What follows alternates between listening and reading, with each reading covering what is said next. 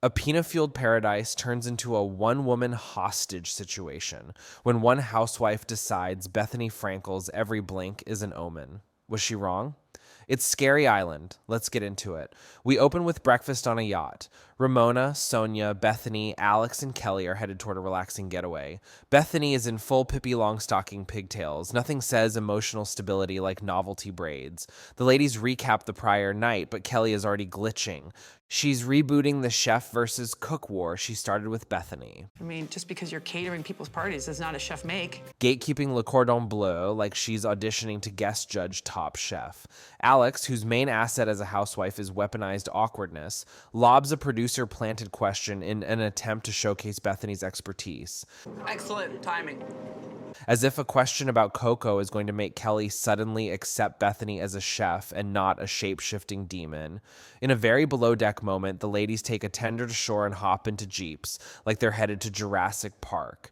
Alex appears in a confessional, her hair teased harder than Kelly's patience. They arrive at the villa, which is gorgeous but eerie, the kind of place you either have a spiritual awakening or need to call your lawyer. Maybe both. Ramona clocks every finish like a Pina-powered realtor.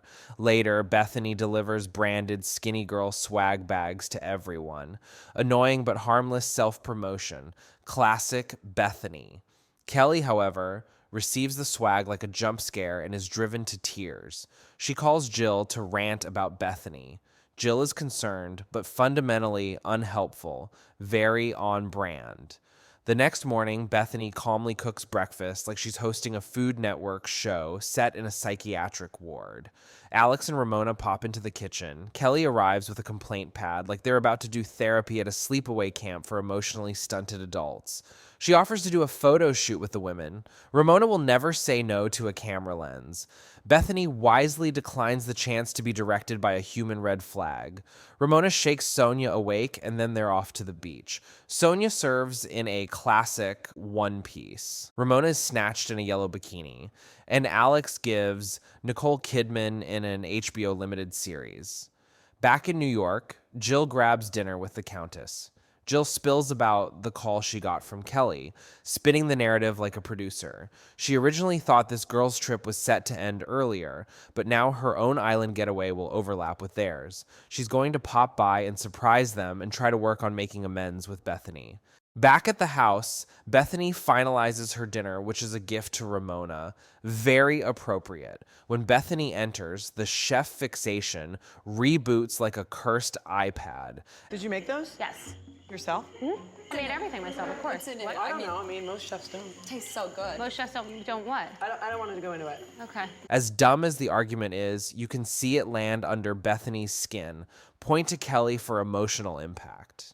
Dinner time starts with a seating chart standoff. Kelly refuses to sit across from Bethenny. Bethenny lurks in the background like Kelly's personal Babadook.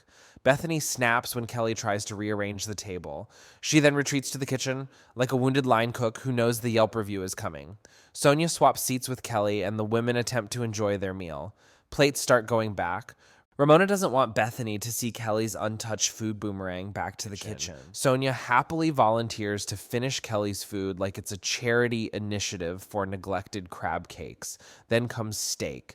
Before Kelly can finish cutting hers, Bethenny whisks the plate away. It's still mooing and has a string attached. Bethenny may have defused a production-planted grenade before it can go off in her face. Unfortunately for her, this dinner was already cursed in the edit bay. Bethenny personally makes sure Kelly's steak is properly cooked and returns it like a peace offering. Sonia starts regaling us with yacht tales, and for a moment, it seems like we might have fun. But Ramona pivots to how shocked she is that she hasn't heard from Jill. Kelly casually drops that she spoke with Jill, and Jill's concerned about Bethenny's mental health. This kicks things off, and Kelly accurately describes every conversation with this group. This is like white noise. True in multiple ways. Ramona uses the moment to apologize to Bethenny for the Brooklyn Bridge ambush. Kelly is over it. I want you to zip it. As if she's the hall monitor of emotional intimacy. Bethenny and Ramona step away from the table for a sanity break, leaving Sonia and Alex to reason with Kelly. Alex says she was afraid to be photographed by Kelly. Dramatic, but given the vibe, not wrong. Kelly unleashes word salad, the only thing anyone fully digests all night. Bethenny returns and, tragically, decides to give Kelly her full attention. Kelly rewrites Alex's dramatic entrance at Jill's party like it was Kabuki theater meets Lestat. Ramona watches this car crash with a full glass of Pinot and the dead eyes of a woman who has seen too much. Bethenny drags Alex and Ramona off like giggling schoolgirls skipping homeroom. This leaves Sonia alone at the table with Kelly. She tries to rationalize with Kelly, but at this point, she might as well be negotiating with a screensaver. Bethenny is thrilled that everyone finally sees how unhinged Kelly has been this entire trip. When they return, Sonia is low-key, comforting Kelly, and gently clocking that something is genuinely off. Bethenny says she's ready for the truth and references a few good men. Kelly is tuned to another frequency. Al Sharpton.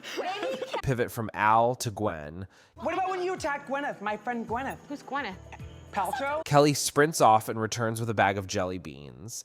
Kelly brings up Bethenny being on a trip right after her dad passed away and hits a nerve. Ramona tries to defend Bethenny, but Kelly snaps back with another. Bethenny's soul leaves her body. She breaks and delivers her Bravo lullaby. Sleep! Go to sleep! You're crazy! Go to sleep! It's half mantra, half exorcism, and fully the moment everyone realizes there is no rationalizing with Kelly. Sonia talks everyone down like an aunt at Thanksgiving who's become a licensed mediator. The girls finally ease up, the jelly beans settle, and the dinner dissolves. But Scary Island isn't over yet. In the next episode, we get Kelly's departure and Jill's surprise arrival. Drop turtle time in the comments if you want to go back and see the final act of the Scary Island saga.